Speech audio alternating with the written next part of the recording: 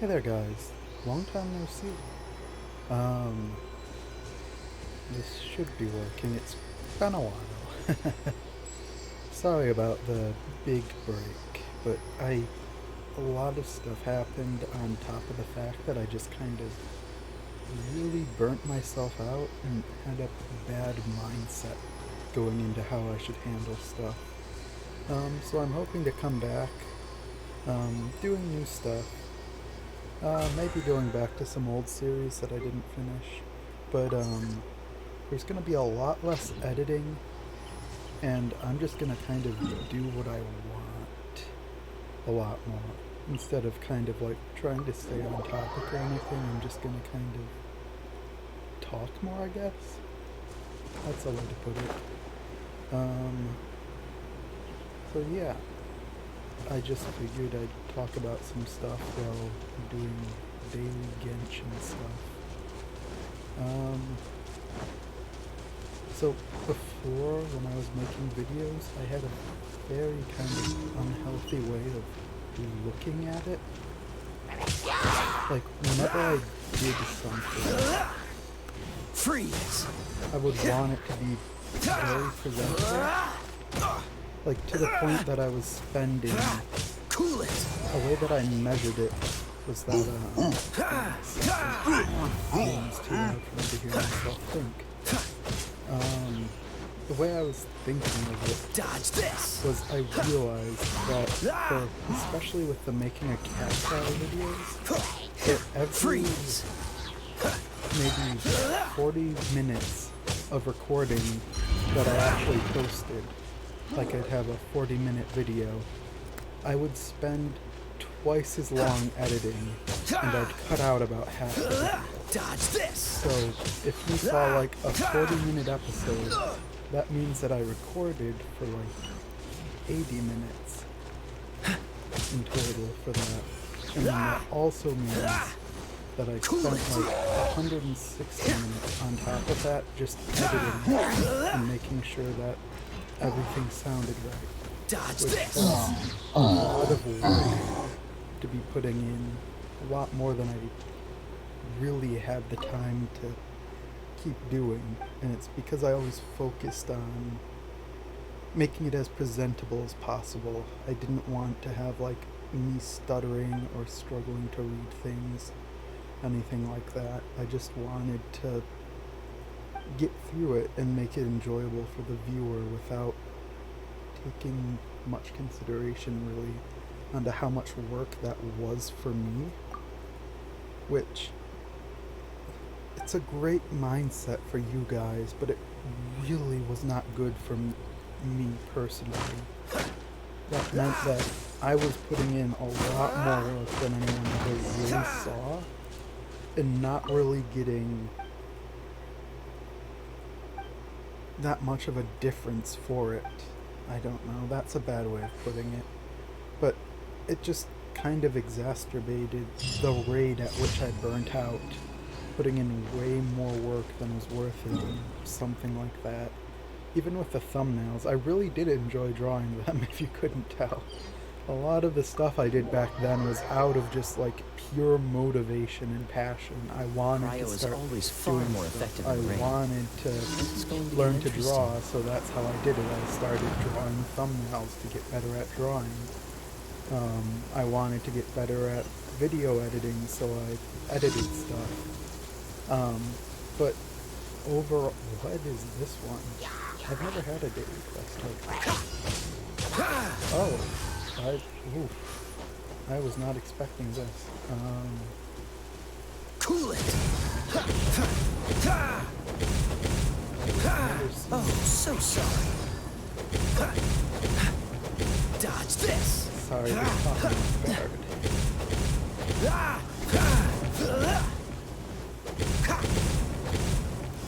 Freeze.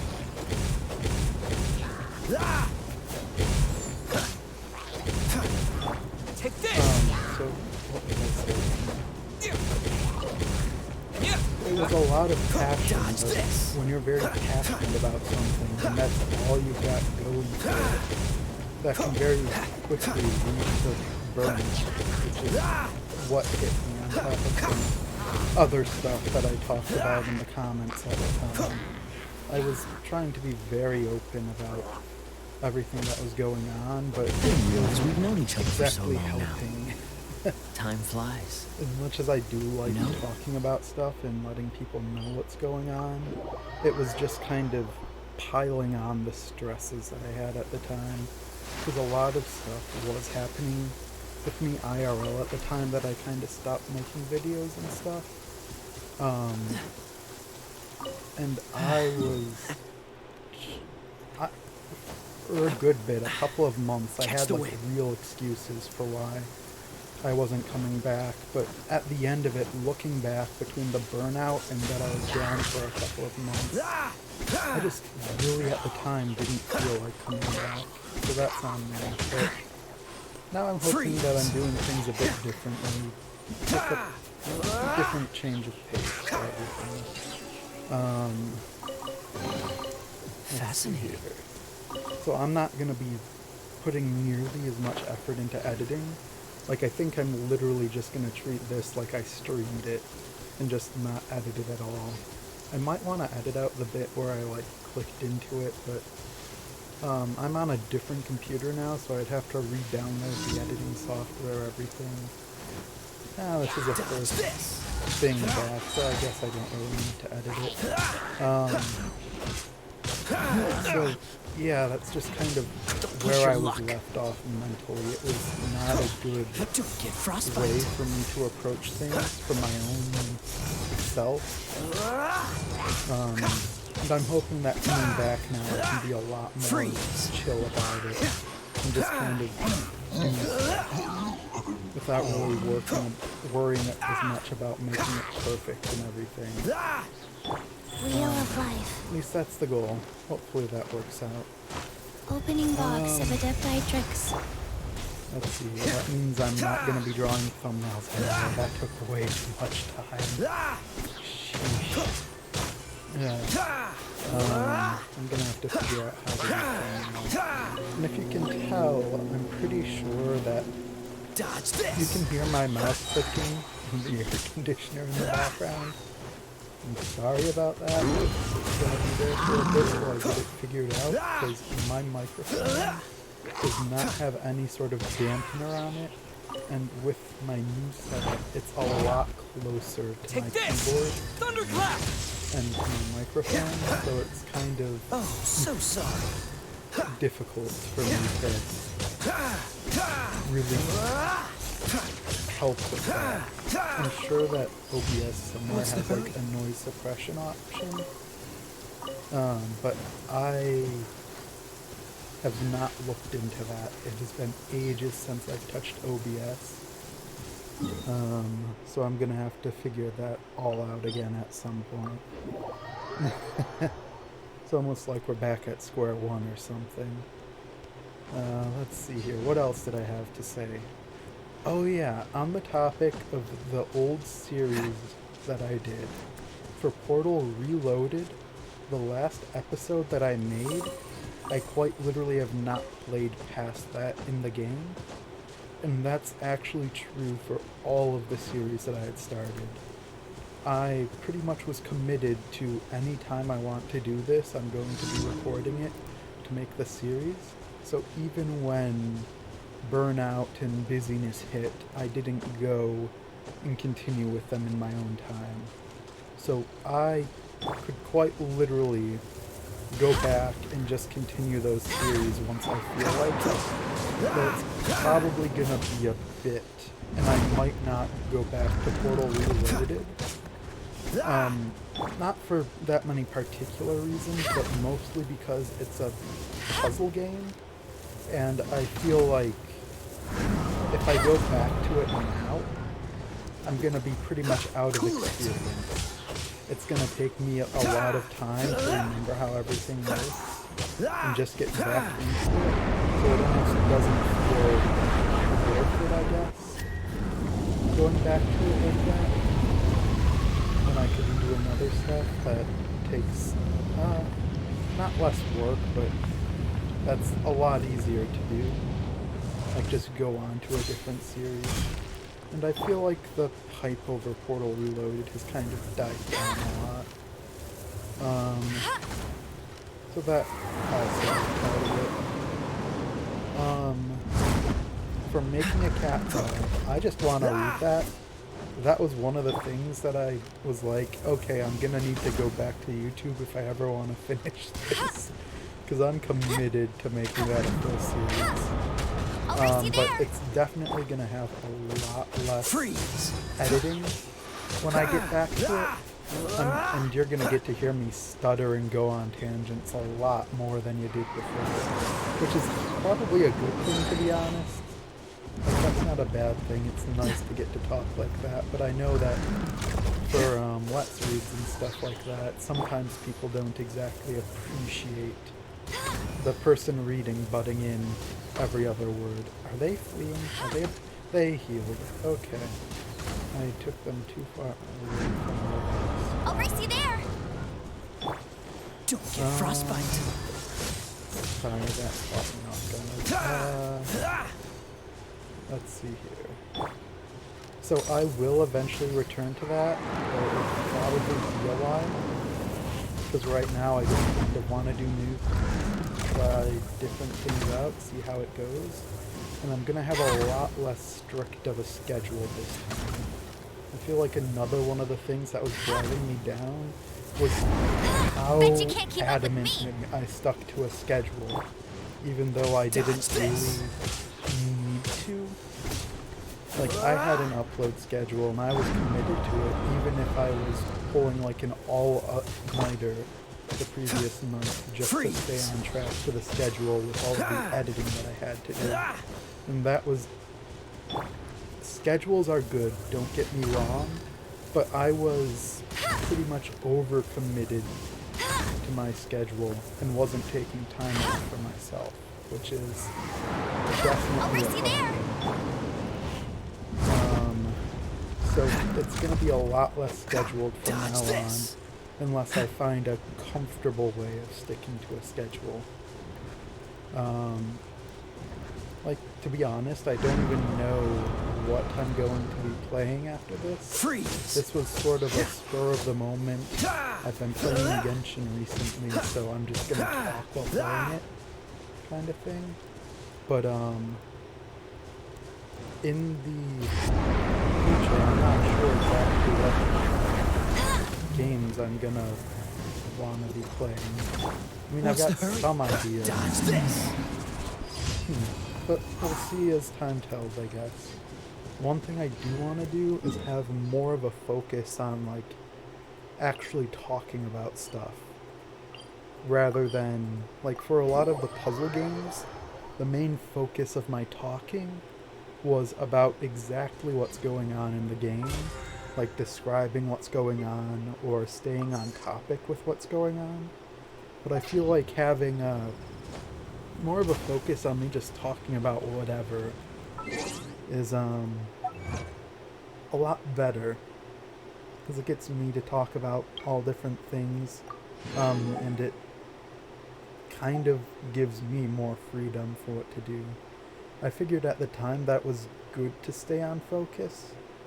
Like, even with, like, the Talos principle, apologies for the way that ended, but OBS really messed up those last couple of episodes for me.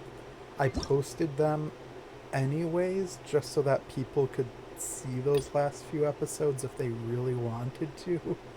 But OBS really messed up the recording for them, and I did not know how to fix it. I probably mentioned that down in the,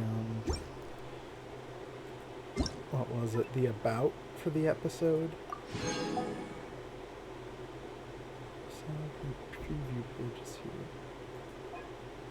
Interesting. Well, that didn't open the preview page, that opened Google. Thank you. Well, I mean, that reopened my Google. What's happening here?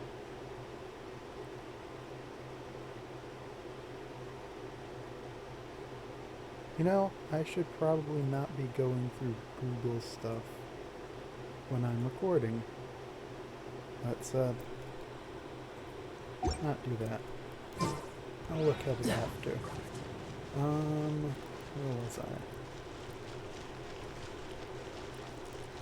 So, yeah, that's kind of the way that I want things to go looking forward. I'm going to be a lot less structured with stuff, just kind of spur of the moment do things.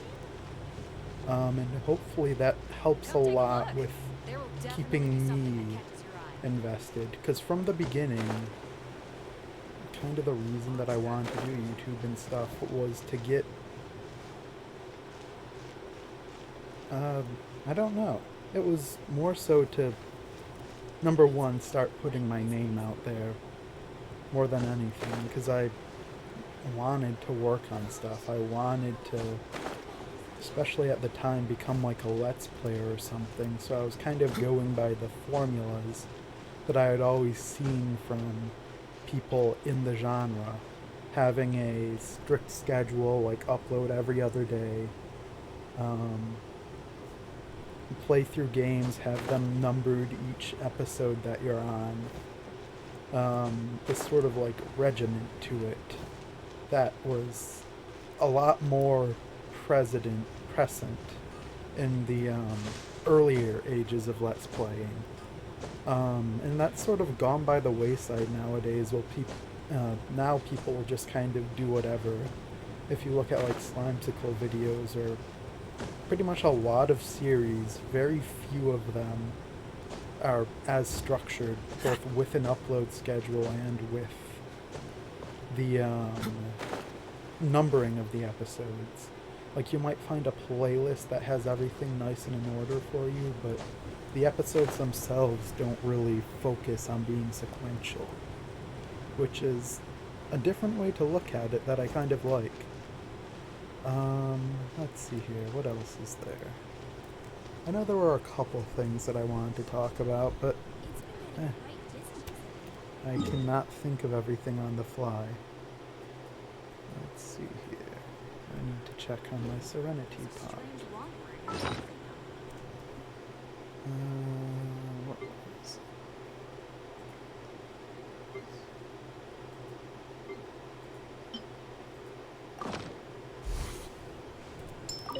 Sorry guys, I'm thinking of what I wanted to say. Because I know there was at least one more thing I wanted to touch on.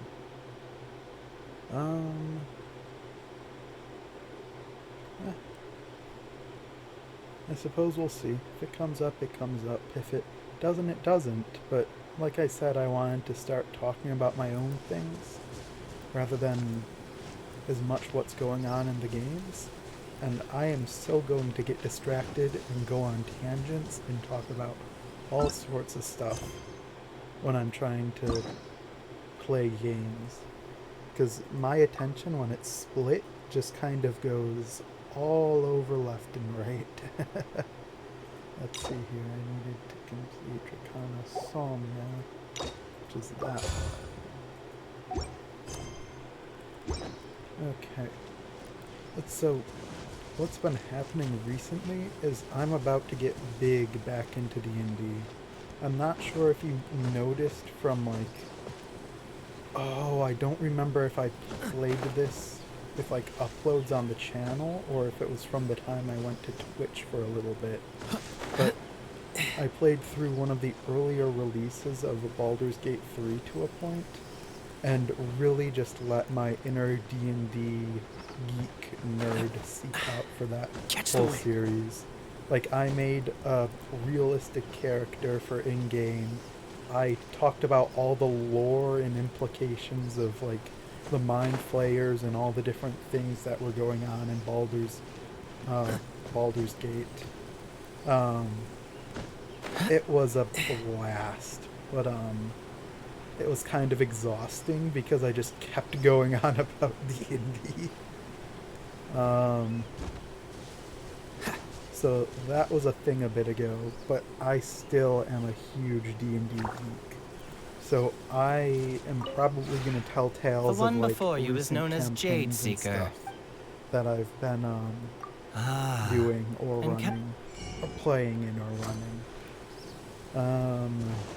let's see here. What's the hurry? I'm going to be starting up probably 2 more campaigns soon. What's the I'm hurry? gonna be the DM for at least one of them, and might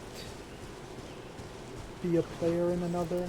A player offered to DM, and I was like, I'm not gonna turn you down, so it's up to you.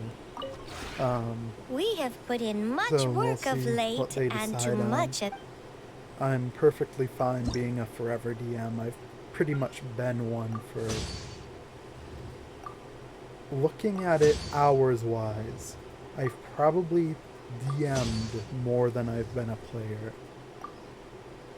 Because I got stuck as my old friend group's forever DM, pretty much. They all unanimously decided that I was the best DM among them, and I could never not be a DM from that point on.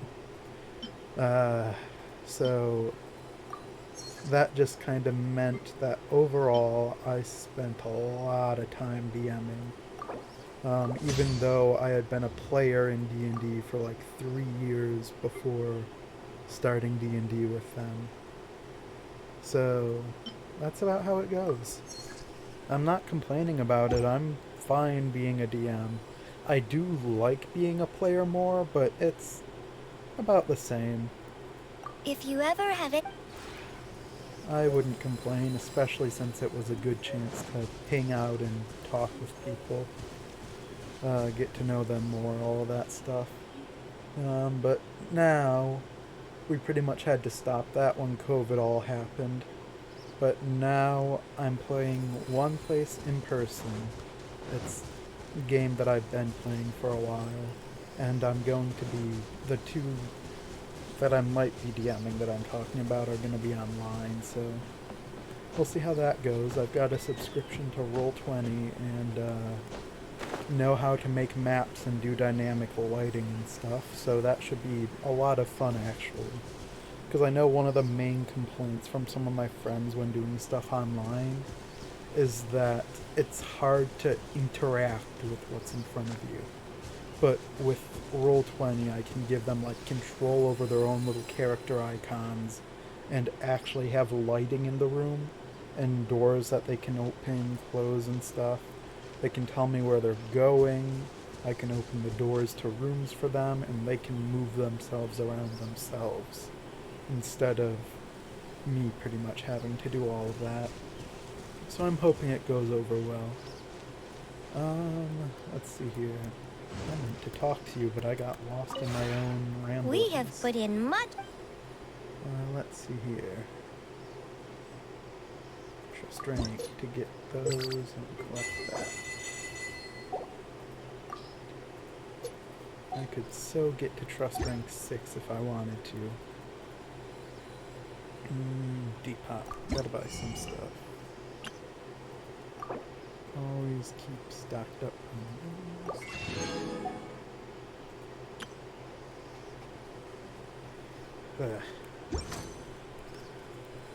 So If you ever have any questions, I needed for the next set of achievements to this little place. I need to have a friend that I can buy one item from in their world. But my other friend that plays Genshin is busy today, so I cannot go to their world to buy a single item and get to this achievement. What's the hurry? The lows of being one of the few people that still plays Genshin. Because I need to buy from their wandering merchant pretty much, which you can only do on Sundays. Let's see here. What else is there to say? Sorry, my brain, I swear I'm some flavor of bad at staying on track of things. Back to D&D. So there was that Baldur's Gate thing that you probably didn't see.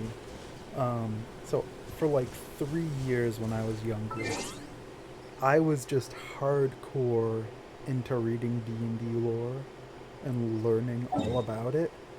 So I am like, I always joke that I wish people would ask me Seems more all the random other knights questions already about have their hands D&D, full. just so that I could have the answer to it. Because I love when people ask me a question, especially if I don't know the answer. If I know the answer, it's great when I get to like remember stuff and actually talk about it.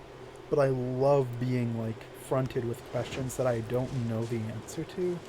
So I have an excuse to look into them and research what the actual answer is. Let's see here. So, in the campaign that I'm already playing in person, I am currently playing a kobold that goes by the name of Snack, and they have a pet Cool it. scorpion that I have lovingly named Snack. They are not in fact emergency Dodge rations. this. They are a pet, and I will not be eating them. Some people have made a joke about that, and I have been very upset with them. Oh, I gotta wait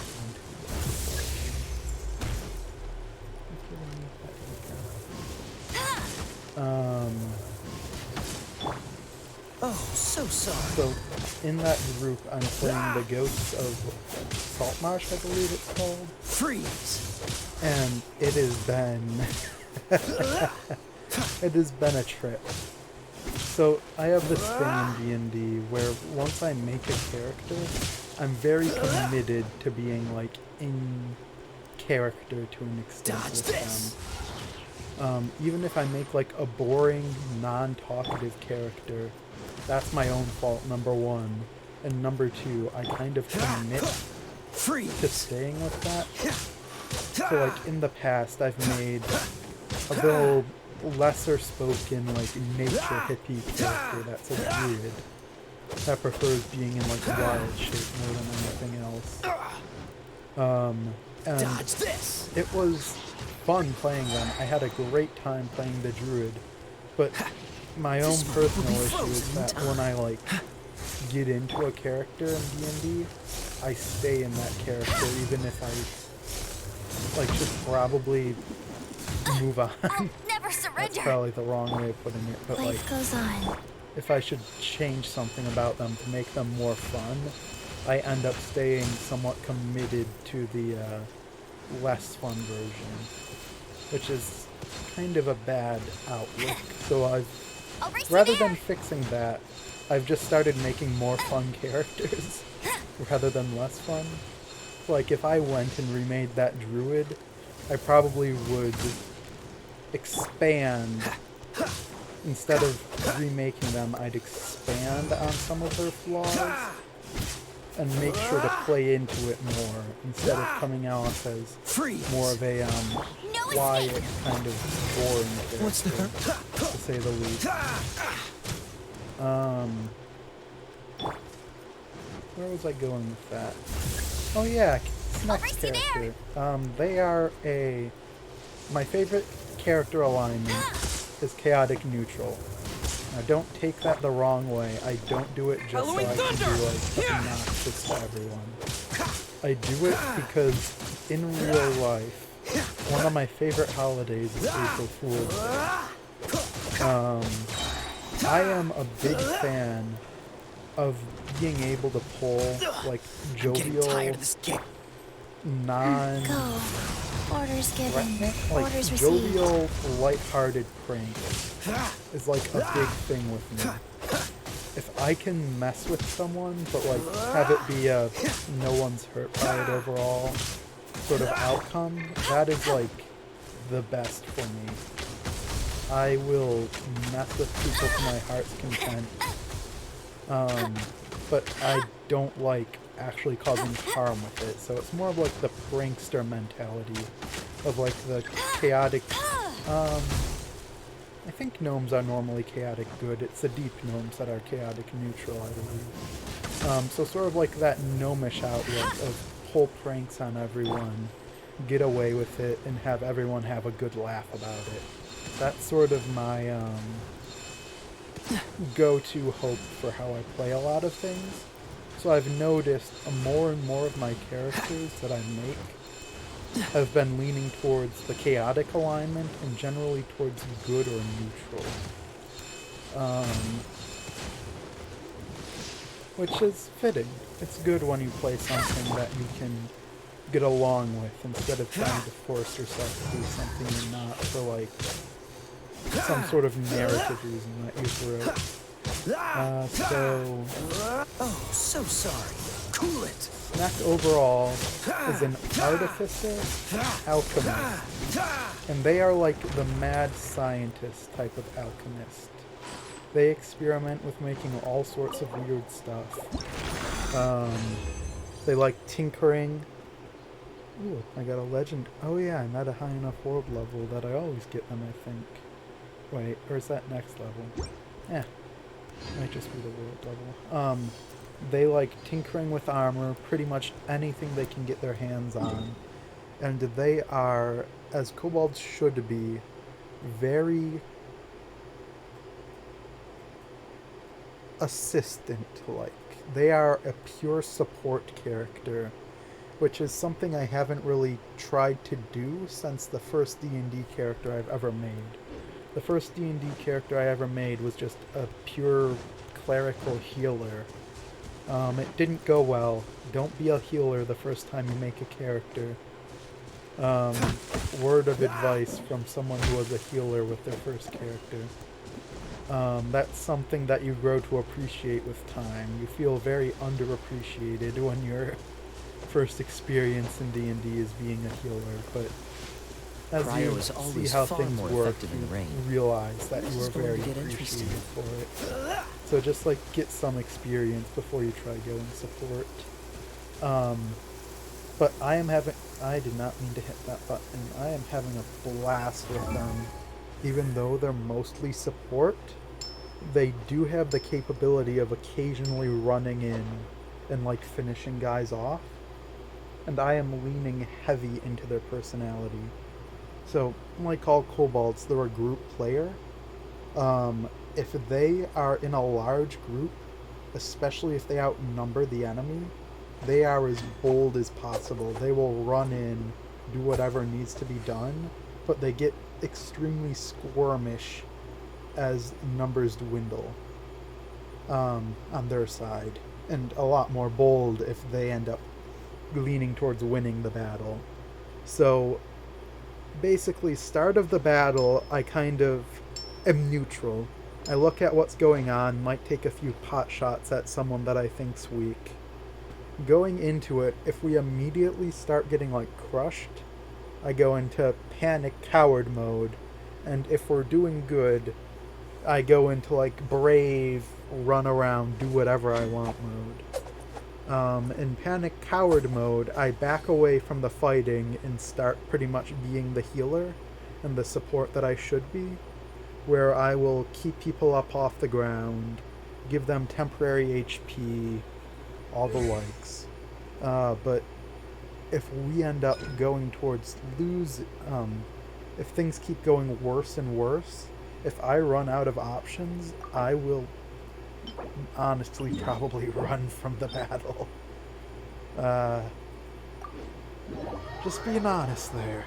If things are looking hopeless and I'm still alive, not gonna be looking good for everyone. Unless I've still got some like healing left, then I'll probably try to use that before booking it. I could do the highest level, but I've tried it, and I am not prepared for that because I am not an optimal or like perfect Genshin player. I don't have like a perfect team and I'm free to play. So highest level is still a no-go for me. Maybe once I get to AR50 I'll be able to handle it. But where was I going? With the character when they're feeling I need to heal. Amber. Life goes on. If I feel that things are going well, I become a lot more bold and will almost go on like an offensive, which is something that you wouldn't expect from the kobolds, really. Freeze! Well, no, you do expect them to go on the offensive, but like, my character as an artificer is actually has a lot higher AC than a lot of people give them credit for. And there's been a joke with the DM that a lot of the enemies don't really expect me to do much because I'm just a little kobold, so they all kind of ignore me and just kind of see me in battle and are like, what are they doing? Which I like. I'm fine with that. It's fun. And it especially fits with Kobold's Grovel Tower and Bag. I know that they have a new stat block now, with new abilities and stuff if you go to one of the new books. I forgot what it's called. They've got like a new list of how everything works for them, and they've got like bold encouragement or something like that as their ability. But that kind of fits if I was able to switch between them. I heard they do the same thing, so I might be able to talk to my DM about it. If I can, like, if we're winning and I Grovel Tower and Bag, if I can just be, like, bold and give words of encouragement instead. Go. That sounds about fine. It's not like it really changes too much. I'll race you there. Where was I?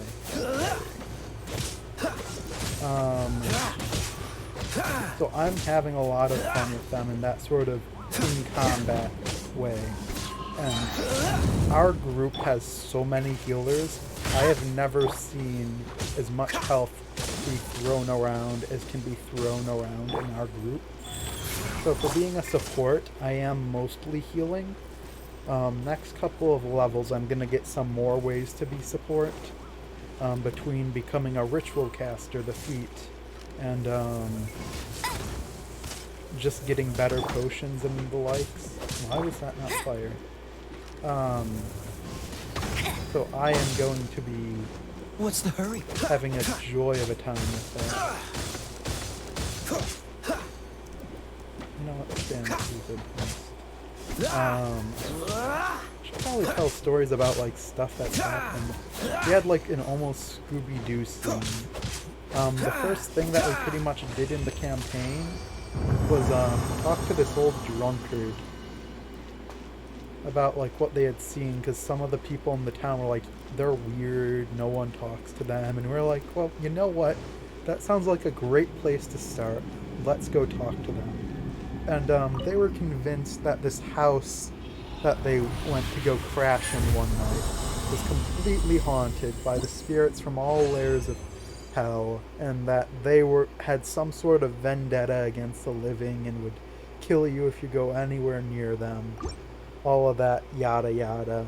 And we were like, huh, where is this house? Sounds kind of interesting in an adventure standpoint. We all had different reasons for wanting to go check out the house, but we literally all had different reasons for wanting to check out the house. So we all decided to go there and check it out. It seemed like if there was a haunting, it was a very mild one. Me and most of the party had agreed before we even went that there's probably no haunting, and that this is probably some sort of just like scheme or something that someone came up with, but we didn't really have a way to prove it one way or another. So lo and behold, the first like real sign that we get of anything supernatural or otherwise is as we're entering this it was sort of like a living / parlor room. We were going to check it out. It had like a fireplace, all of the normal stuff. As I walked in, I got a nat 1 for perception to try and check out the fireplace. So I joked that the sunlight coming in through one of the windows in the room just kind of temporarily blinded me. But I just saw something glinting out there, and it managed to glint perfectly in my eye. So I went over to the window to go check it out, but on the way to the window, there was this disembodied voice that came out of nowhere, and was like, Wheel of life. Leave this place, or you shall face your own demise. Except a lot more grandiose and flamboyant about it. That wasn't mentioned, but it's the only way that I can imagine it being.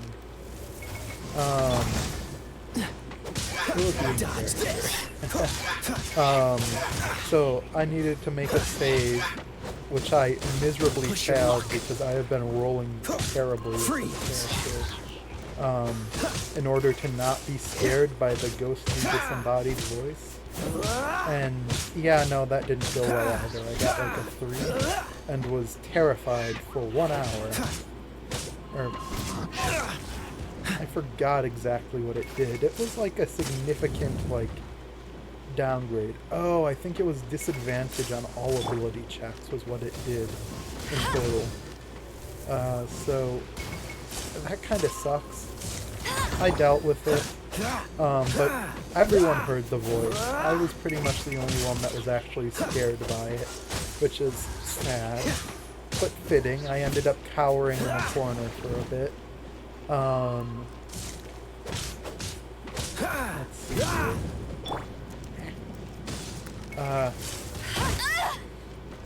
The party was all very interested in what had caused that, because most of them still didn't believe it was a ghost. So the immediate thought was, what sort of magic did this? Now at this point, I'm terrified, balled up in the corner, like panicking. I was convinced it was a ghost. So I just kind of stayed out of it and let them all do their own investigation. One of them found that right near where I had stepped, there was a trap door sort of hidden in the way it was built into the floor. And after investigating it, it wasn't locked, so... Oh, no, it was locked, but it was a rickety old lock. So they opened it up and eventually convinced me that we were all just going to head down there, see what was there. You know, secret tunnel and all. I remember Secret Tunnel was in fact being sung at some point. So after getting myself off the ground, I hid in the back of the party and we all descended down. What we were greeted by was not in fact a bunch of skeletons in the closet. It was a bunch of thugs that were very ready for us, considering we triggered a pretty loud trap right above their secret door that announced that people were there for them. And that was the first combat. I was scared stiff pretty much the whole combat, and just kind of stayed in the back and healed meekly. I don't know how you can heal meekly, but it was definitely meek healing. I didn't know you were such a slack. At one point, I hid underneath a dinner table that they had made up and had a bunch of food on it, because we kind of interrupted them in the middle of dinner. And Gravel cowered and begged down there. Now, I don't know about you, but I think Gravel Cower and Beg is a lot better of an ability than people give it credit for. It is, until the end of your next turn, all foes within 10 feet of you that can see or hear you, attacks against them have advantage. So, now one thing to note is that it's until the end of your next turn. So your next turn, you have advantage on them, but also the entire rest of your party has advantage on them, which is amazing at times. So I have used that ability very actively. I've seen people play kobolds before, and everyone seems to underestimate the strength of that. Either that, or they're too focused being like a DPS to want to use a turn just groveling, pretty much. Because I did play with a kobold gang once. 3 kobolds in a trench coat, and none of us used that ability because we were all too busy actively doing other stuff. But as a support, I never really focused on just attacking people, so that What's the unless hurry? there was a good reason for me to. So that gave me a lot more time to enjoy using abilities that I otherwise would pass off and scoff at, because it really does help the team, especially at low levels. And the group that I'm playing with is not full of min-maxers. We are all just kind of having fun with it, so having advantage when you don't have like the full plus 10 or whatever, not 10 at this level, the full plus 6 or 5 to hit really helps. So a couple of times we went from pretty much losing a fight or close to losing, then I grovel, cower, and beg. Suddenly our next round would go better than any of the other rounds because like everyone would hit, and we'd go from losing to pretty much winning. It's a nice balance we've got going, but we've got so much healing. What's the hurry? I've never been in. I already said this. We have got me. I've got healing. I also can make healing potions now, so that's even more healing. We have healing potions. We've got a rogue that I think is going to take some levels into ranger that has the healer feat. So they have a good source of healing. We've got 2 clerics, I believe. It might just be... No, we've got 2 clerics, so they can heal, but one of them is a, like, moonlight cleric or something like that. Oh, So they, heal with giving temporary and extra HP instead of healing, but that's still more HP to work with. And, we've got, I believe it's a war domain cleric. So they don't really heal, but they can. So, like, in total, You're the getting on my huge nerves. majority of our party has some method of healing, which is just unheard of Dodge pretty this. much. So it means that we usually get riggedy wrecked early on in a fight, but we just kind of keep staying alive and staying up because everyone has some method of healing on them. So like half the party might be down one turn, and then the party might be fully up at almost max HP the next, which just really helps a lot. And that's I've never been in a party that's this unstable. Unstable might be the wrong word for it, but like the way that we can go from down to up so rapidly is something that I've never seen in a party before. So it's a very unique and sort of scary way of playing stuff. Because we might be up and ready to fight one time, and then next round we're almost dead and dying. Let's see here.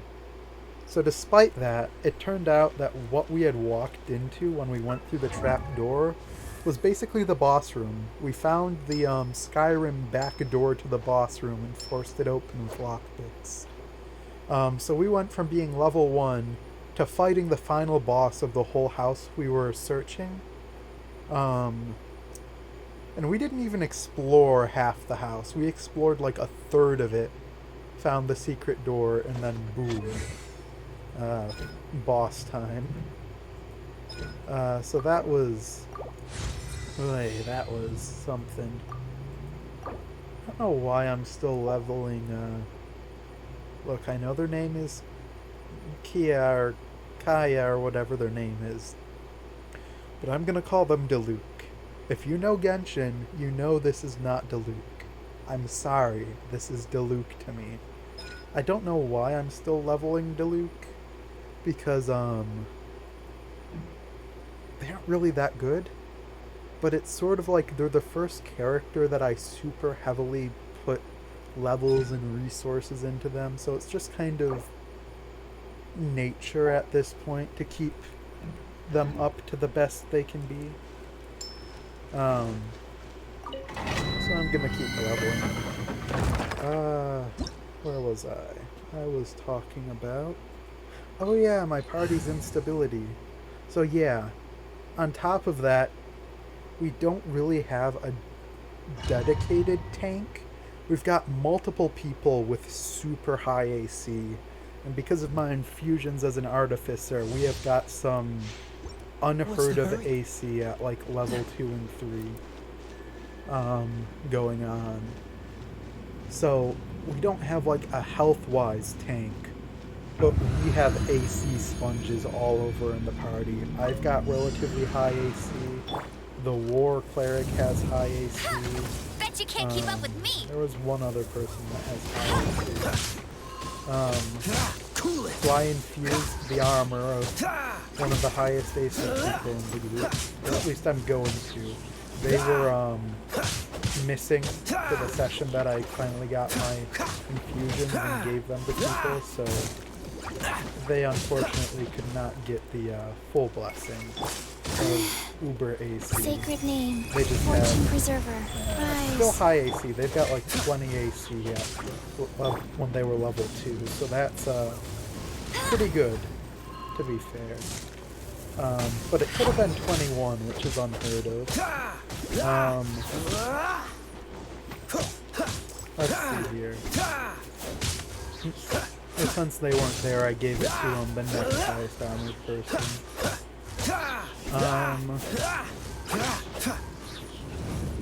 So we got through that boss fight. Almost died twice. Don't push your luck. We got 3 crits in 1 round on the boss themselves, and that was probably the only reason we all survived. The boss had level 2 spells, but according to our DM, for the first couple of rounds, they just saw like 4 or 5 people and didn't think they were enough of a threat to exert themselves and use such highly spells on our lowly beings. So they didn't use their second level spells, thinking that they might as well save them for something better. Bad idea. After we like crit the guy out in a round, they were pretty much from more than half HP to dead in 1 round. And that is amazing. Because we had a crit on, I believe it was Guiding Bolt, which just did ludicrous damage. Our rogue hit got sneak attack and rolled good damage. It wasn't a crit. And then there was a another crit from a warlock with their Eldritch Blast that did good damage. And it's just like the stars aligned that round. Not gonna say that was... Oh no, I didn't Gravel Cowering Bag that time. The boss came off after that. So yeah, that was just like, we should have been TPKO'd there. We honestly should have died a lot of times, but we just have some weird luck about us. And like, it's clear most of the time that the DM isn't like fudging rolls behind the screen, because we are getting hit. We're like almost dying, but then we just have enough healing to get back from it and be fine. It is insanely scary at every turn because of the way that it's going. I think we finally, where we are now, might have bit off more than we can chew, but I'll get to that. So after fighting that boss, we all leveled up. Got to level 2. Woo. We continued deeper into like this sort of secret under the house area and found out that the guy we fought was the leader of this part of a smuggling organization. They were like the leader of this front end, and the house was being used for smuggling. The reason people thought it was haunted was because there was this old alchemist dude that lived in it. Presumably died, but went crazy, and the house was believed to be haunted by his ghost and all of that stuff. So we went through, snuffed out this section of the smuggling organization. This is going to get interesting. The part that was in the house that we were in. And then Life goes on. found a couple of secret doors that we felt like investigating down there. One of them just led back to the house, like a different way to get into the house. So that was that. But the other one was barred and said danger. You know, those are two things that seem very alluring to a traveling group of adventurers. It in fact screams wealth beyond this point. Please enter and fight what's in here. So we took a rest in like the cots that the place that we had just invaded and cleared out. We took a rest in all of the smugglers' beds pretty much. We barricaded ourselves in the room in case anyone came and checked in on the place. It would just be all locked and stuff. And then had a rest there. So we were feeling pretty good about, you know, going through this danger door. What worse could it throw at us than what we had just faced? And we go through it to find that it's full of skeletons. I mean, I've heard of skeletons in the closet and all, but like, it was a decent group of skeletons. And we had reason to believe from a captive we had taken that these skeletons were not just in fact dead bones, they were in fact undead bones.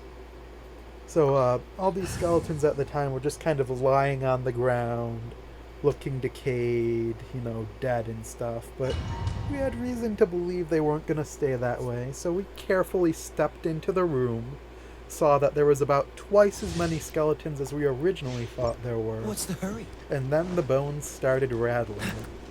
So that was the start of fight number 2. It was an enclosed room where there were so many skeletons, it was so packed with skeletons that our whole group couldn't fit in it at once, pretty much, so some people had to stand at the doorway and pretty much take turns shooting into the room.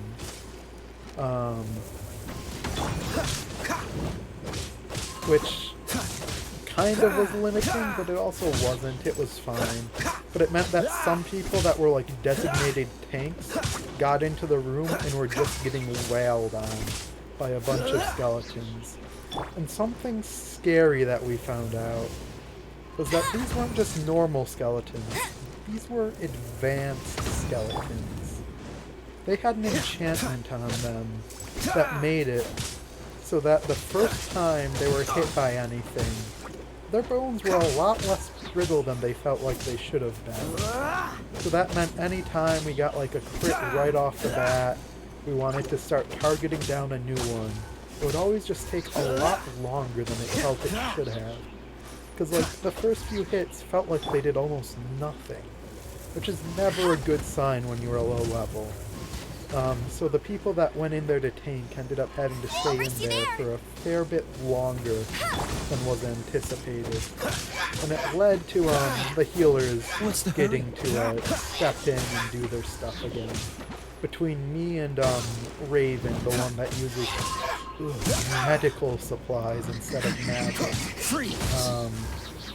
we were able to keep everyone up. But partway through the fight, we didn't even notice it, but there was another secret door in the back of the room. And the only reason we noticed it partway through the fight is because a very bright blue light started to sheen through the cracks in it, as we seemed to have gained the attention from an actual spirit, which was not helping with my panic about this place actually being haunted. But I was already stuck in the room, and we were doing good. The skeletons' numbers were dwindling. I made a roll for it to see how I'd feel, and I decided that I was pretty confident about this. Whatever comes through the door, we could handle it. So I stood there and held my action to when whatever steps through the door, I was going to throw a vial of green slime that I had bottled from elsewhere in the cavern below the house, and throw it at the thing. Held my action there, and as it came through the door the next turn, what comes through is another skeleton, but with like this astral, spectral beard, carrying a book by their side, classic mage type. They come through the door and their face just immediately gets splashed by acid. And they just turn to me. It's their turn since they just walked through the door. And you know what they proceed to do? They reach into their little satchel that they had. And, turns out this is the old alchemist that used to live in the place. They produce 2 vials of acid and proceed to throw them right back at me.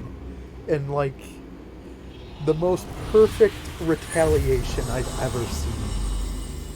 Like, it had me sobbing for multiple reasons because both of them crit. Now the nice thing is they get 2 throws of acid, but they don't deal much damage. They did like a D4s of damage, but both of them crit.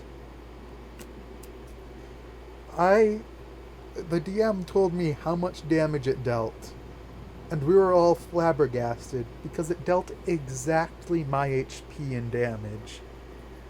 Like, the DM did separate rolls for each one. They were like, oh, first one wasn't that good, they only deal 6 damage.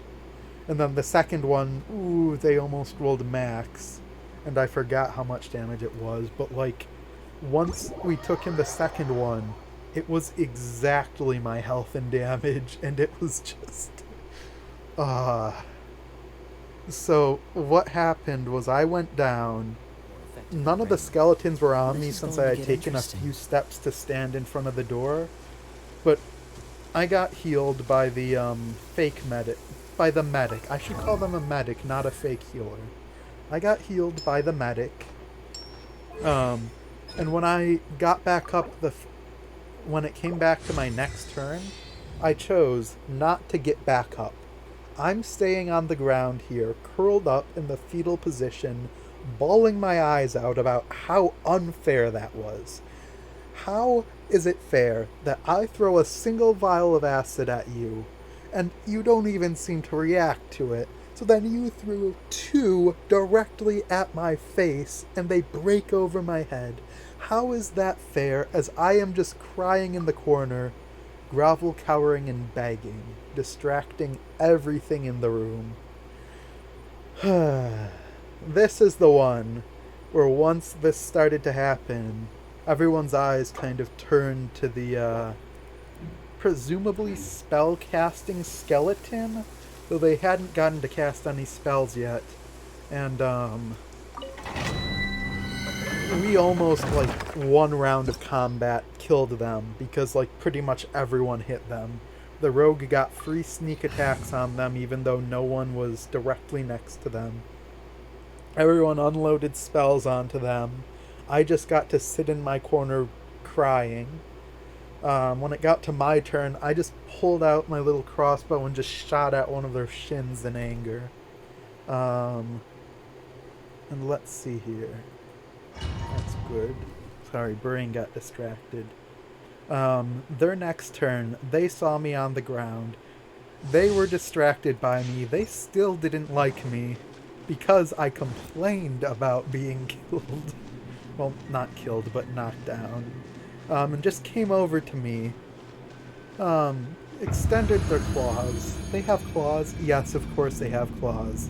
And proceeded to almost undo all of the healing that I had been given the previous round. Now, I have surprising amounts of AC, but what didn't help was the fact that I chose to stay on the ground when I was grovel cowering and begging, so melee attacks had advantage on me. Both of the claws hit, but by some miracle, they didn't hurt as much, and because they didn't crit, and I managed to stay up that time, though just by a thread. So I forgot about that. So the DM gave me inspiration for staying on the ground and grovel cowering and begging and stuff. They actually had me like go into the corner of the room, curl up, and say what my character would say, and it was great. So I got to just sit in the corner for the round while everyone else was doing stuff. Where was I going with this? Freeze. But yeah, in the end, we got rid of the head honcho. The head honcho was not actively animating the skeletons, so we had to deal with them after they were gone. But it was a lot easier than having the dude constantly looming over us. Let's see here. When we finished that up, we found out that this was in fact the ghost of the alchemist that used to live here. But the issue was they had not successfully been a very good alchemist. Their goal in life was to figure out how to transmute. I'm dead. Oops. Was to figure out how to transmute pretty much anything into gold. When we got into their secret little abode later, we thought they were successful. There was a whole bunch of gold and stuff just lying around, and it kind of looked like someone had gone through the trouble of like actually transmuting the materials. But upon closer investigation, by closer investigation I mean reading through some of their notes and eventually grasping them, what we thought was a Philosopher's Stone was in fact just a cursed little object, and they pretended to have figured out how to transmute stuff into gold. It was a huge disappointment, but understandable. So even in their death, they could not accomplish their goals, so they just decided to cheat instead. You know, classic evil mentality. Where did... Oh, I killed them.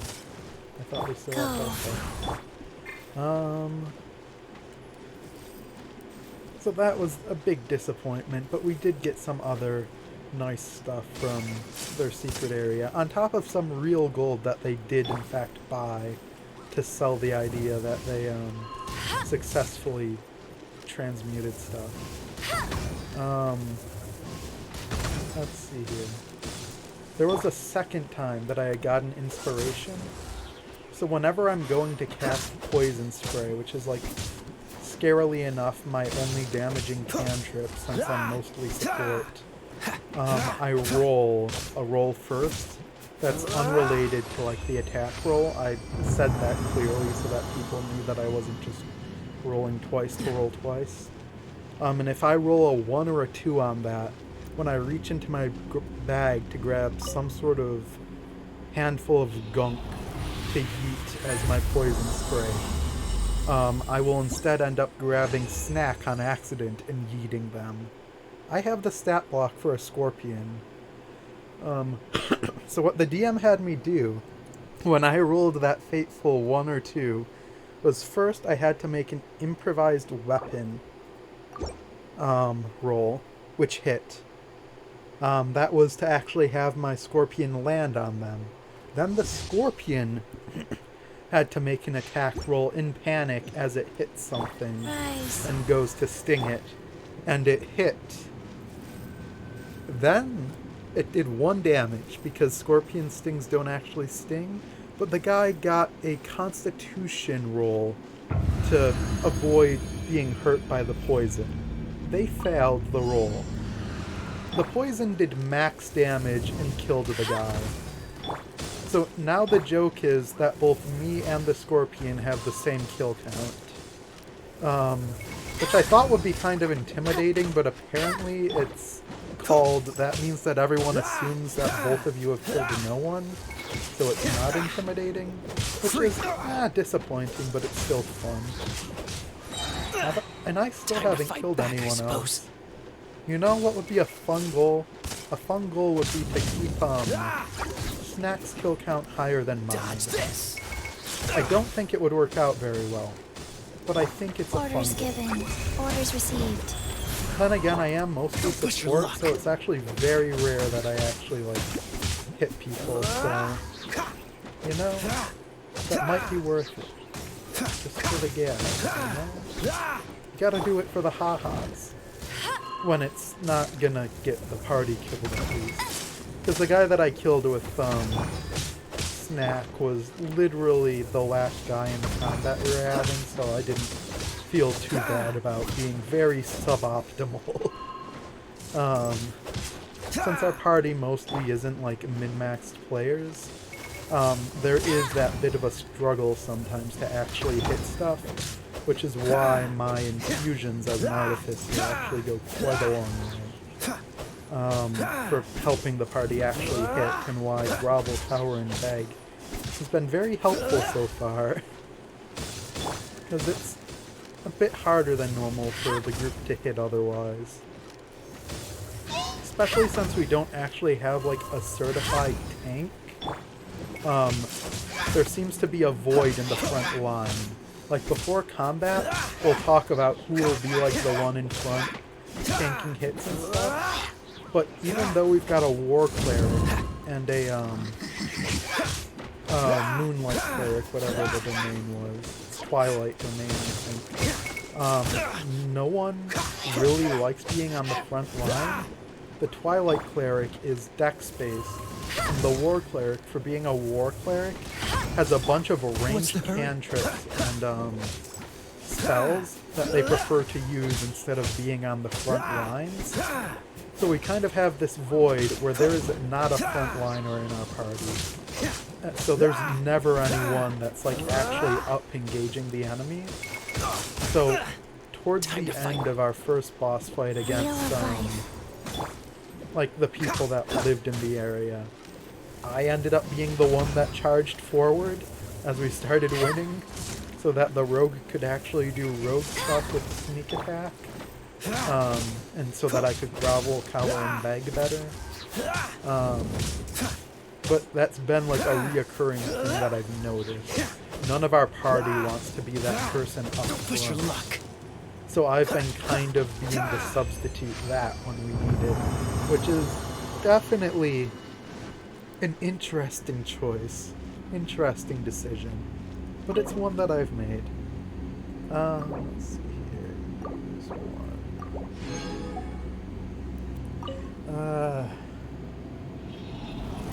So after that, we settled down. We pretty much cleared out the rest of the underground of the house. But while we were clearing the place out, some of the people that lived there, but like in a different area, kind of shouted some sort of keyword, code, lingo thing into the caverns. And when we got to a different area, the area that we felt like should have had people in it was completely empty. So with one of our little captives that we managed to get, we interrogated them on it and found out that pretty much the rest of the people had fled. And we're going to tell the people that normally smuggle to this place that it's not safe, don't go back for a few days, all of that jargon. But we figured, while we're here, there's probably a big bounty out for, smugglers in a city. And we've got pretty good proof that they're actually smugglers. So, we decided that we were going to pretty much stake out the house and wait for the ship to come back. And with the guy that we captured, we pretty much bribed them into joining our team, mercenary style, said we'd pay way more. And they agreed, and we trust them. Raven doesn't, but we, as a total trust. Life goes on. So we used them to pretty much be the person that is going to go out when the ship comes back and give the ship the all clear, good to dock and stuff, give all of the signals for that. And then we are just going to secretly be in the background, going out to the ship when we get a chance to invade it. Now this is a very idiotic idea, because we got word from the person that we shanghaied pretty much of the people aboard the ship, how many of them there were, like some of the big names that we should look out for, all of that stuff. And we are like outnumbered on this ship about 3-1. But we still agreed as a group that, yeah, it would be fun to do that. Let's do it. Yeah, no, we're totally not gonna die. So last session ended 1 round into combat on that ship, and it's already going suboptimally. I think that we'll have to wait and see how that goes, but there are a lot of people. We are only level 3. That doesn't leave much room for missing. We managed to turn 1, eliminate their enemy caster pretty much, so we don't need to worry about spells, but they still have plenty of other guys that we are going to have to worry about, on top of just the amount of add-ons they have, people working for them and stuff. So the current goal is take out the captain and anyone that looks important, and hope that that in some way demoralizes them. Like maybe some of them are mercenaries and they'll stop fighting once their employer's dead. That's the hope. If it doesn't work out, then we're probably screwed. In trouble, yeah. And that's gonna be something to deal with. As it is, we're all rested though. We have not used... We've used like 2 spells as a whole party, so we still have a lot of shebang in the back to do stuff. I have not used any spells, and we have not done any healing, so we still have all of the healing at our disposal. So it's probably gonna be fine, but it just seems like the most sketchy thing we've walked into. It's definitely the biggest battle, and it's the hardest one too, and I don't know how strong we are at our current level. So we'll see. Okay, there were a lot of fun interactions that I just kind of glossed over, but that's about how that campaign's going so far. And it is just kind of a blast. Anyways, I love geeking out on like D&D stuff, so apologies if I just kind of go on a tangent and keep you up to date on all of the stuff we've been gonna be doing the next couple of weeks. Because it is... Let's see here. We've got a couple of good role players in that group, one way or another. The way that I am just klutzo all over the place snack with a few of the others. It's a real fun group, and I'm hoping that when I start on the line it's going to stay the same with some of my friends, that we're all going to have just a lot of fun with it. Anyways, I think I'm going to leave it here. I know I didn't really do much in Genshin, but that wasn't really the focus, to be honest. I just wanted to be doing something in the background while I talked. So I hope that clears up some of the stuff. Hope you enjoyed me rambling about D&D. And see you whenever I figure out what I'm going to be doing next. Oh yeah, I do have some other stuff I wanted to talk about, but we can do that in a different video, instead of like tucking it away at the end here. Anyways, I'm probably not going to edit any of this, so you're going to see me tab out to OBS and stop the recording. I still haven't done keybinds for that. Anyways, thanks for watching. See you when I see ya. Till then, bye.